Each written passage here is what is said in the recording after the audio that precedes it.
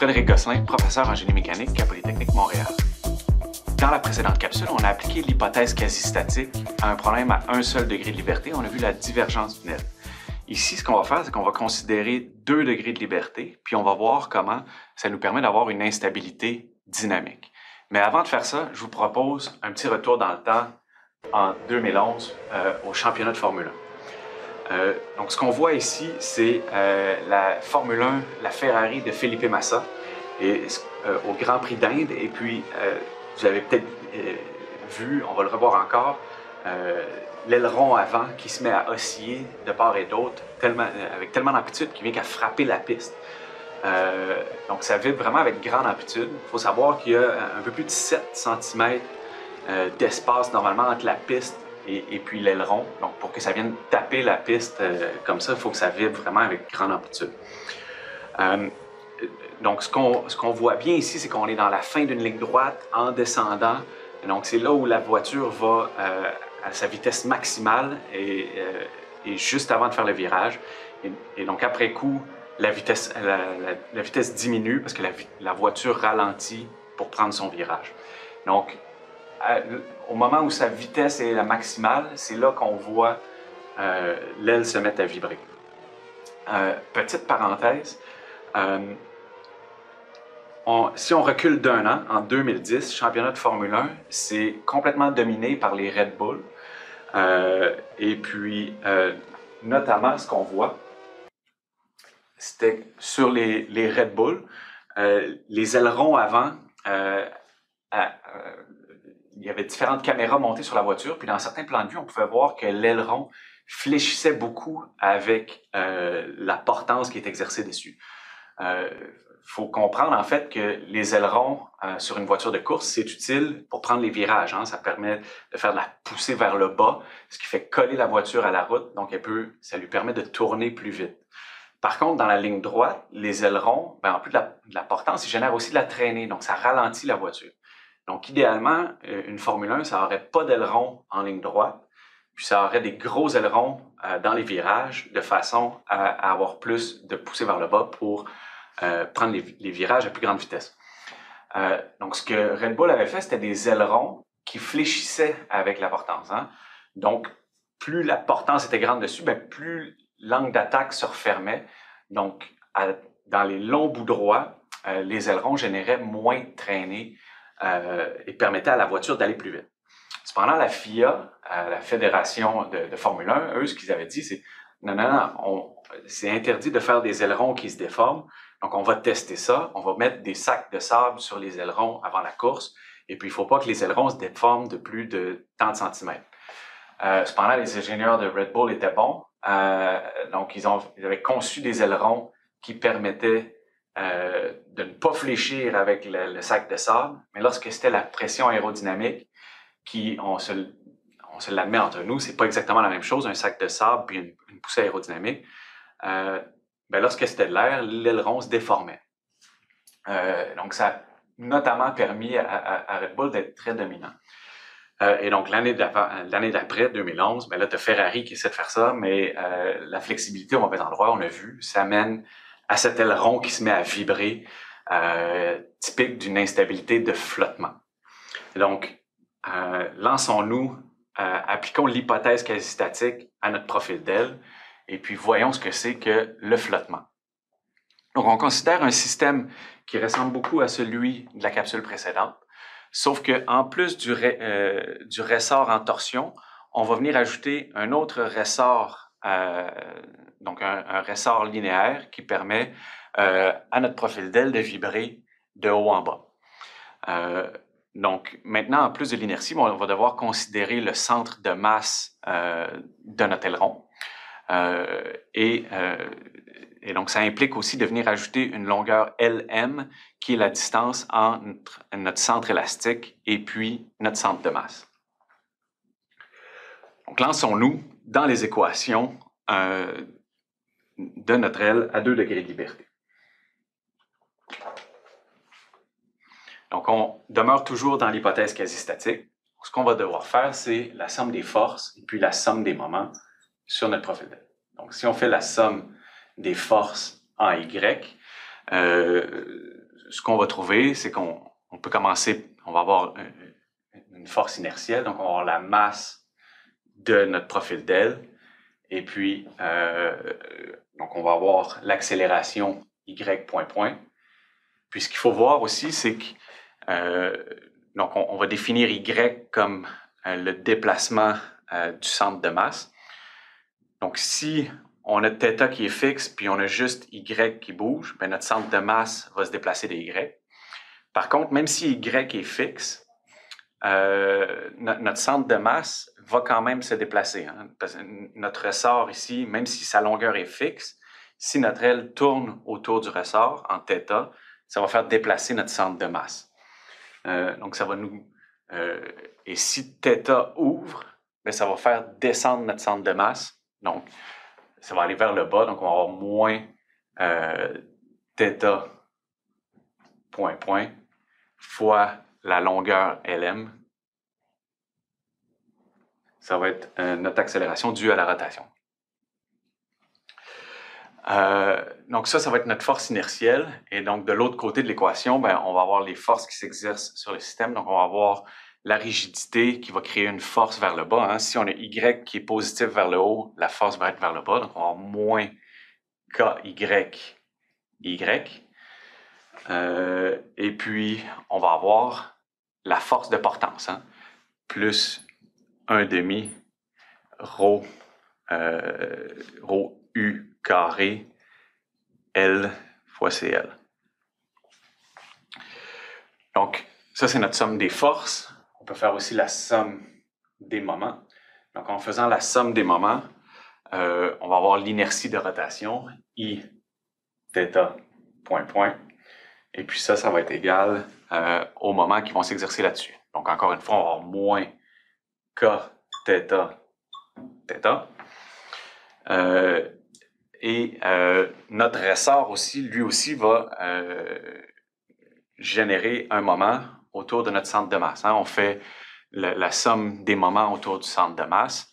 Donc, si Y est déplacé vers le haut, ben, KY fois Lm fois Y, ça va nous générer un moment négatif. Donc, on va avoir moins KY Y fois Lm. Et puis après ça, ben, on va avoir le moment aérodynamique, donc plus 1/2 rho U carré L fois LE plus Lm fois CL. Ça va être notre moment aérodynamique. Comme dans la capsule précédente, on va considérer la portance comme étant linéaire. Ça va être CL, ça va être A fois θ.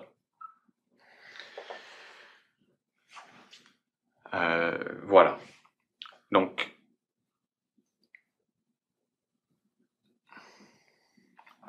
voilà.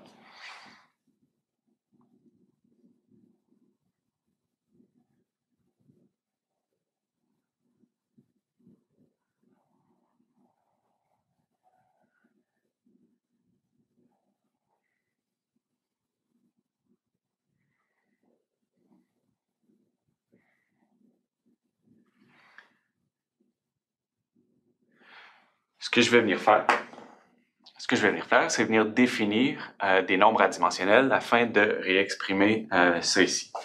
Donc, nombre adimensionnel. Donc, un premier nombre qu'on va définir, ça va être notre temps adimensionnel. Donc, ça va être notre temps, puis après ça, ben, il faut choisir une fréquence naturelle. Donc, pour définir notre temps adimensionnel, on pourrait utiliser notre degré de liberté en Y avec M puis KY, ou on peut utiliser I puis Kθ. Donc, nous, on va choisir le deuxième. Mais après coup, les deux seraient bons. Donc, on va avoir Kθ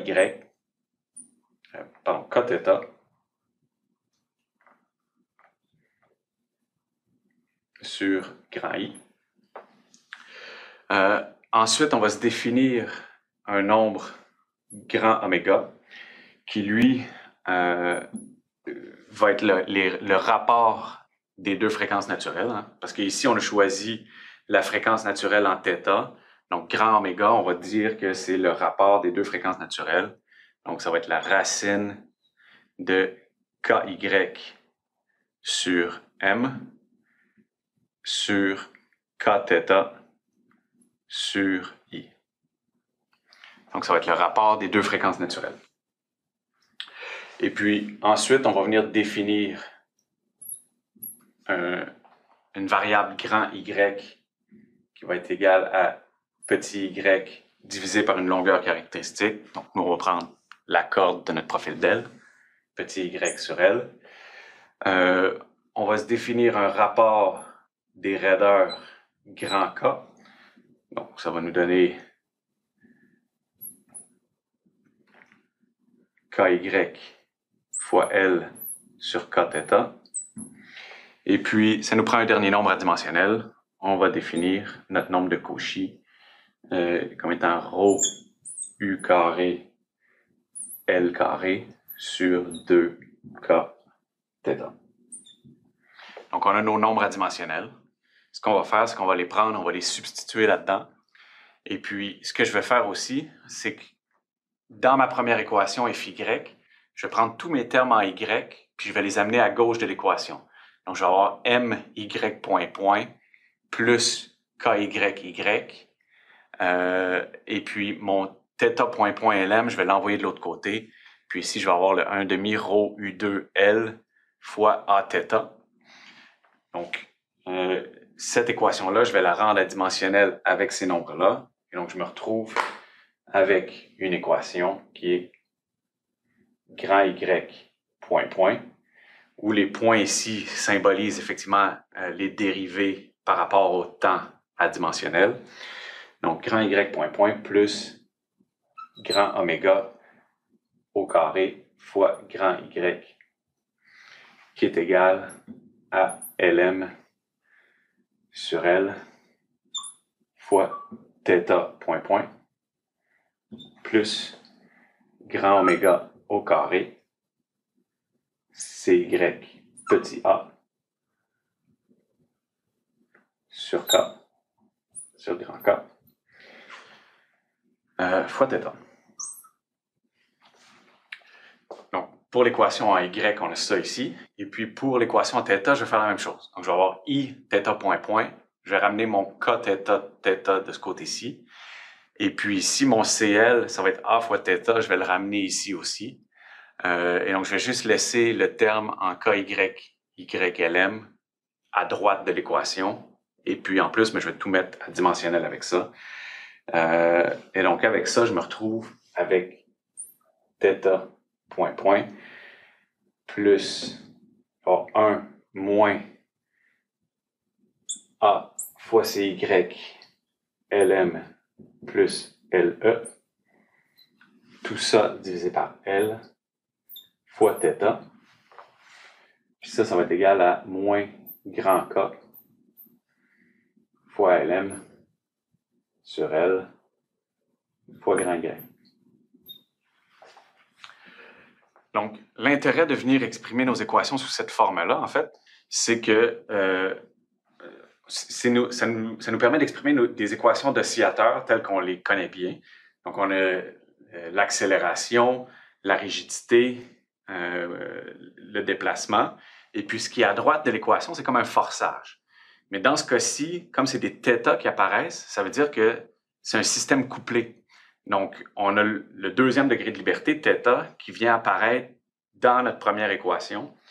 Et puis, similairement, dans la deuxième équation, on a l'accélération, la raideur, le déplacement. Et puis, à droite de l'équation, on a le forçage qui est de la forme d'un couplage avec notre autre degré de liberté. Donc, ce qu'on va faire, c'est qu'on va venir réexprimer nos deux équations ici sous la forme matricielle. Donc, on va avoir une matrice qui va multiplier nos degrés de liberté. Donc, nos degrés de liberté, c'est grand Y point point, puis θ point point. Donc, dans la première équation, on a une fois y point point. Puis, on a moins lm sur L fois θ point point.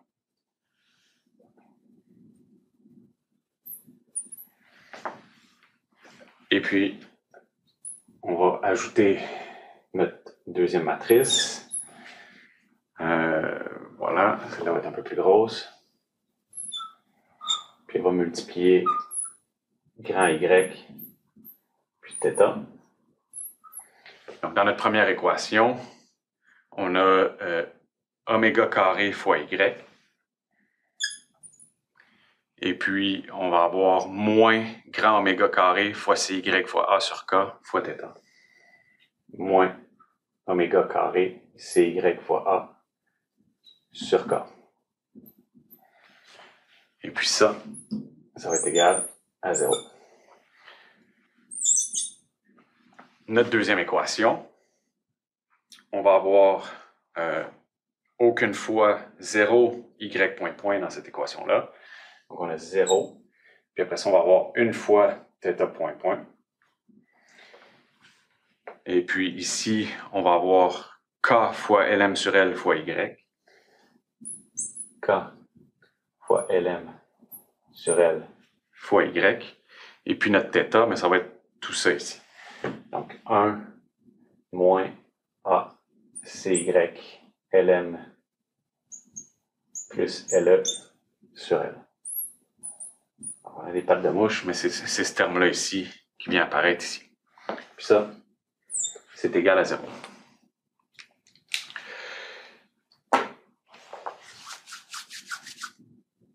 Donc,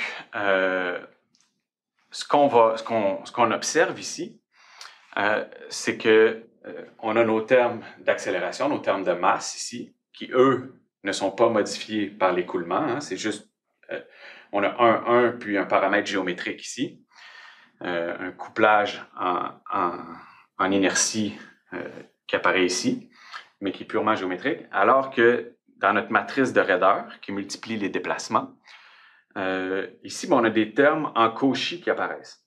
Ça fait qu'on va avoir des termes de raideur qui vont être fonction de la vitesse de l'écoulement. Et ce qu'on voit, c'est que nos deux termes en Cauchy sont uniquement fonction de θ.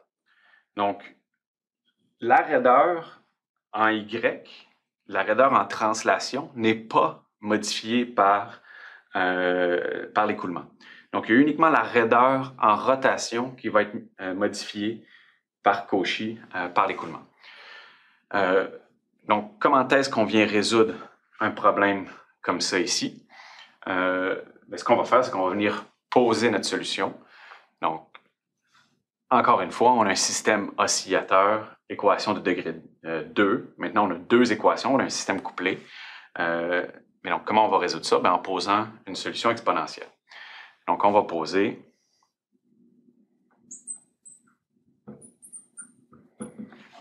qu'on a, on va avoir grand Y et puis θ qui vont être égales à grand Y, tilde ou chapeau, peu importe, fois un exponentiel en I à la oméga tau. Et donc, si on prend ça, ça nous permet de tout réexprimer ça ici sous la forme d'une belle grosse matrice. On va se retrouver en fait à avoir, on va avoir cette matrice-là, on va avoir oméga carré,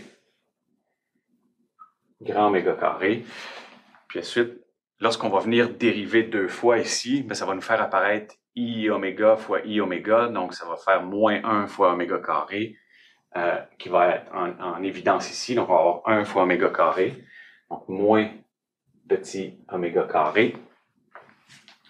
Dans le deuxième terme, on va avoir moins grand oméga carré CYA sur grand K. Puis on va avoir moins oméga carré fois Lm sur L. Donc, moins, ça fait un plus oméga carré Lm sur L. Ensuite, on va avoir grand K fois Lm sur L. avec 0 fois petit oméga, donc juste ça. Et puis, notre dernier terme, on va avoir grand K. Pardon.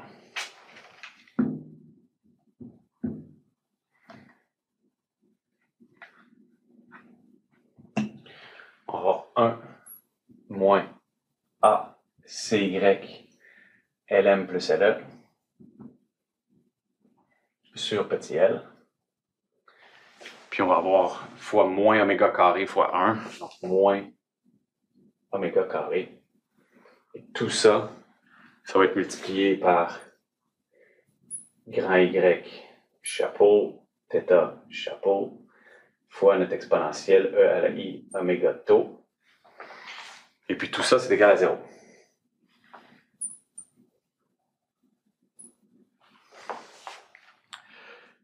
Donc, comment est-ce qu'on vient résoudre un système comme ça?